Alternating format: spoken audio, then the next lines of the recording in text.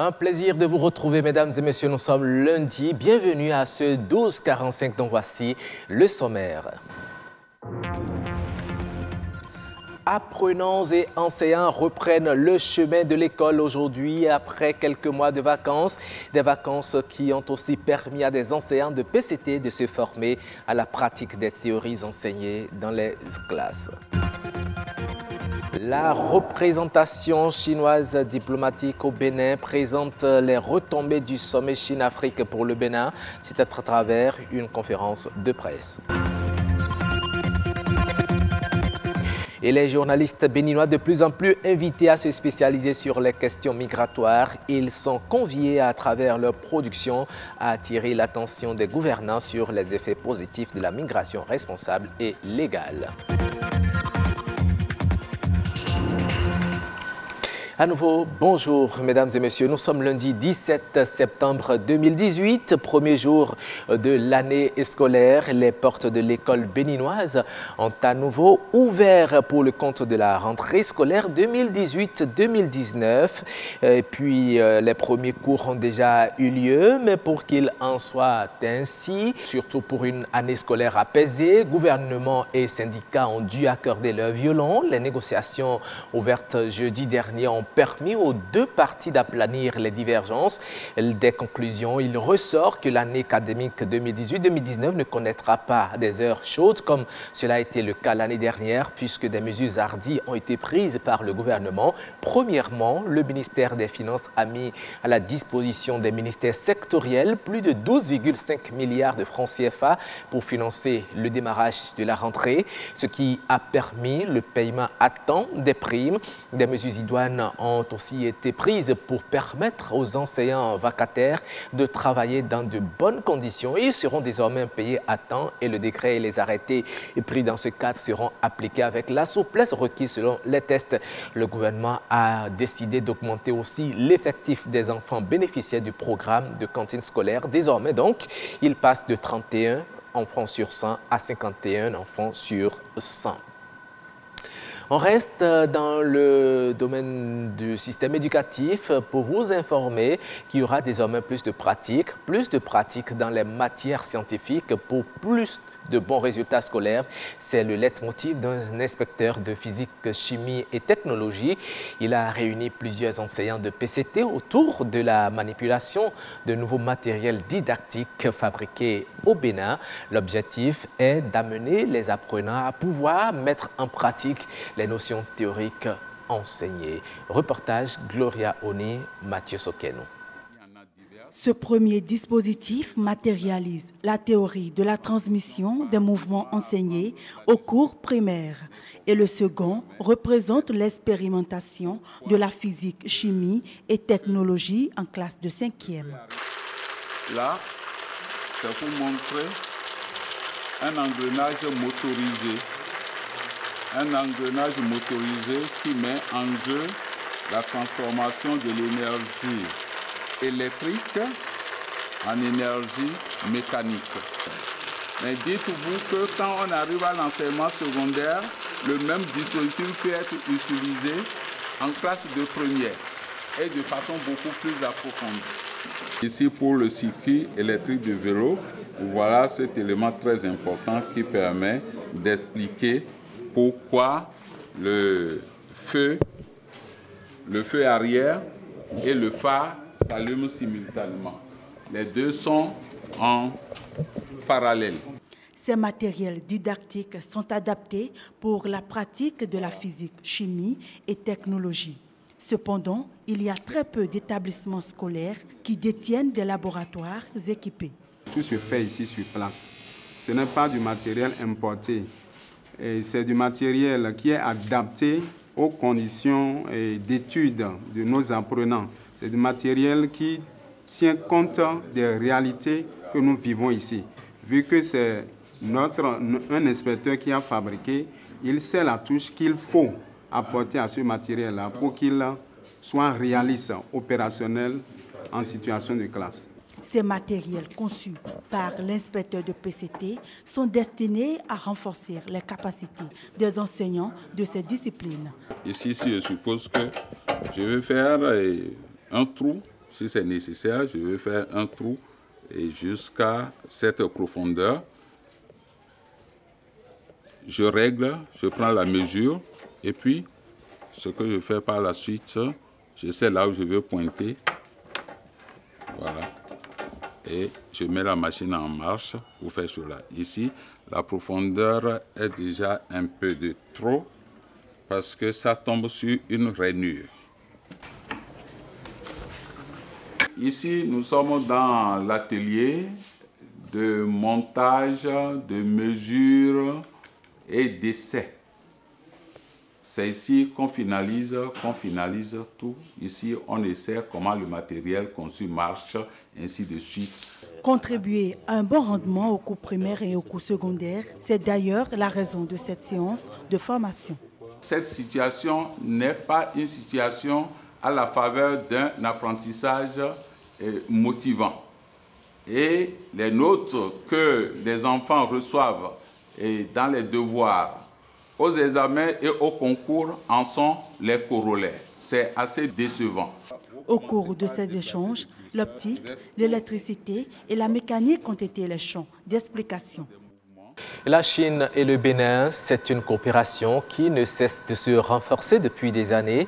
À la faveur du sommet sino-africain dernier, le Bénin a renforcé cette coopération avec à la clé des retombées énormes.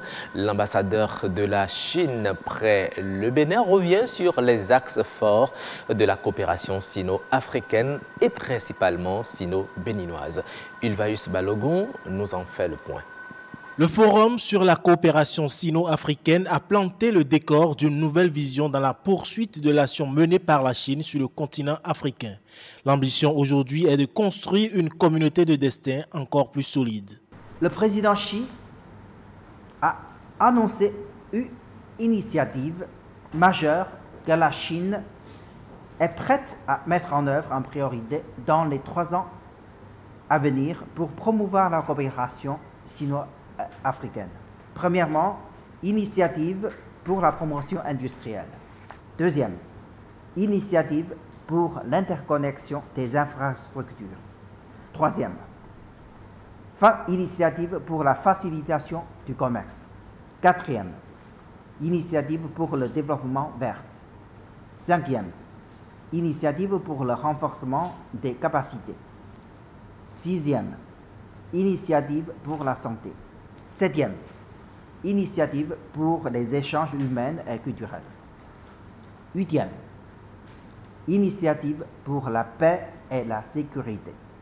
Alors, pour favoriser la bonne mise en œuvre de ces initiatives, la Chine est prête à fournir un soutien de 60 milliards de dollars américains à l'Afrique sous diverses formes comme aide gouvernementale, investissement et financement par des entreprises et institutions financières.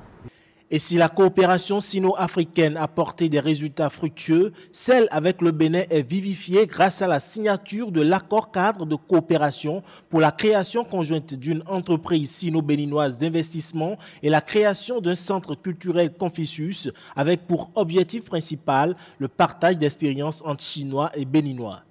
À travers cette visite, les deux parties sont prêtes à renforcer la coopération dans beaucoup de domaines, comme le commerce, l'investissement dans le secteur agricole, industriel, la construction infrastructurelle, le tourisme, la culture, l'éducation, etc. Nous attendons des échanges plus fréquents entre les deux parties pour aboutir à un accord de coopération générale et des effets concrets.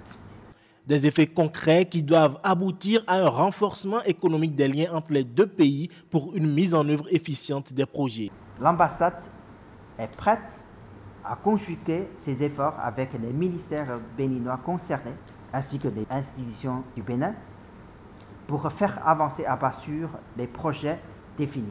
La Chine et le Bénin entendent ainsi approfondir la coopération, réaliser le développement économique et faire face aux défis de la mondialisation dans le cadre d'un partenariat stable, équitable et gagnant-gagnant.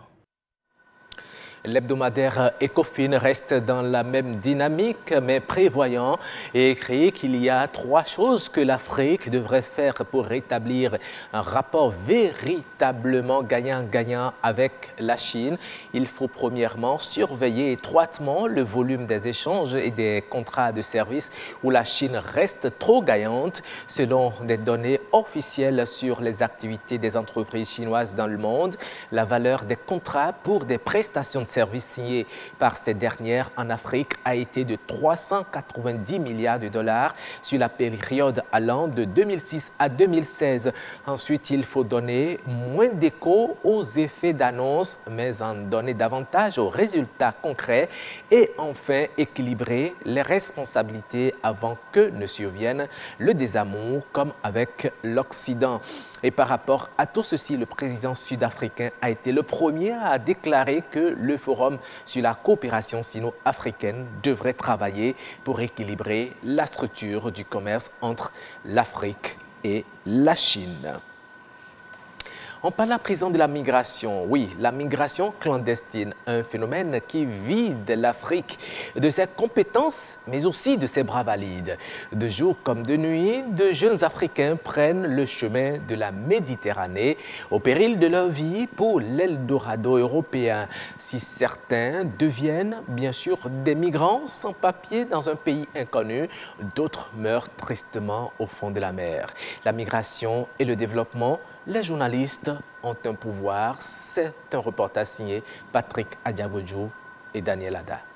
Vous observez avec moi notre absence. Lorsqu'on fait la revue de presse internationale, le Bénin est pratiquement absent parce que nous nous intéressons suffisamment aux problèmes qui se posent ailleurs. Nous nous concentrons beaucoup plus sur les politiques aériennes à l'intérieur du pays et nous occultons les vraies questions de développement. Aujourd'hui, quand on parle de développement du monde, les vraies questions, c'est la question migratoire. Franck Pocheme est allé droit au but et associe sa voix à celle qui souhaite qu'il y ait désormais un vivier de journalistes spécialistes des questions migratoires. C'est un phénomène qui perturbe si on ne prend pas garde, si on ne sait pas le maîtriser, si on ne maîtrise pas les enjeux, si on ne maîtrise pas les déterminants. Ça a un certain impact sur les efforts faits pour développer une nation. La migration, un phénomène aussi vieux que le monde, elle n'est pas automatiquement que négative. Par nature, l'homme est un être mobile qui aime la liberté de mouvement. Vu sous cet angle, l'Afrique a plus besoin de tirer profit des faits migratoires. Il faut capitaliser ce qui est positif dedans pour le développement. Parce que les nations font assez d'efforts, mais du fait des flux qu'on ne maîtrise pas, du fait des déterminants qu'on ne maîtrise pas, ces efforts sont remis en cause. Ils sont des milliers de jeunes Africains à s'engager dans le périple de la migration. À la quête d'un possible mieux-être, ils prennent le chemin migratoire sans un visa de touriste, d'étudiant, encore moins d'un titre de séjour ou d'un statut de réfugié. Bienvenue dans l'univers des migrants sans papier et bonjour les dégâts. Ils sont victimes de toute forme d'exploitation, de violence, etc. Déjà sur la route de départ, pendant leur séjour là-bas, pendant leur retour, durant tout le cycle migratoire, ils sont victimes d'un certain nombre d'abus, d'exploitation. Parfois, c'est dû à eux-mêmes, au fait qu'ils ne sont pas en règle, ou bien c'est dû au fait qu'ils ne maîtrisent pas ce que la législation dit. Donc, il y a beaucoup de défis liés à la migration. De jour comme de nuit, l'Afrique se vide de ses compétences et bras valides. L'Occident est perçu comme une terre promise où tous les rêves se réalisent. Pour arrêter l'hécatombe, les médias, quatrième pouvoir, ont un rôle à jouer. Il est important que nous puissions outiller les journalistes à aider les populations à connaître le phénomène migratoire, à aider les dirigeants, les pouvoirs publics à maîtriser ce qu'on appelle migration, à en connaître les enjeux et à en connaître les déterminants de façon à pouvoir les maîtriser correctement pour les efforts qu'ils font afin d'atteindre les objectifs assignés pour telle ou telle question. Qu'ils soient de la presse écrite, de l'audiovisuel ou des médias en ligne, les journalistes ont un grand pouvoir, le pouvoir de décourager l'immigration clandestine sous toutes ses formes, le pouvoir d'inciter les gouvernants à tirer profit de la migration, devenue un atout de développement économique et social. Merci à vous, Patrick Diagbodjou. Voyons à présent comment Internet révolutionne l'Afrique et prépare son émergence économique. Selon le cabinet McKinsey Global Institute, l'Internet pourrait contribuer à hauteur de 318 milliards de dollars dans le produit intérieur brut du continent africain d'ici 2025. Mais cette performance ne se réalisera que si les investissements considérables actuellement réalisés pour renforcer les réseaux et booster davantage la connectivité se poursuivent sans difficulté. Aujourd'hui, 43 pays sur 55 qui font déjà l'expérience de la 4G. La 5G, récemment lancée au Lesotho, s'éveille peu à peu aussi.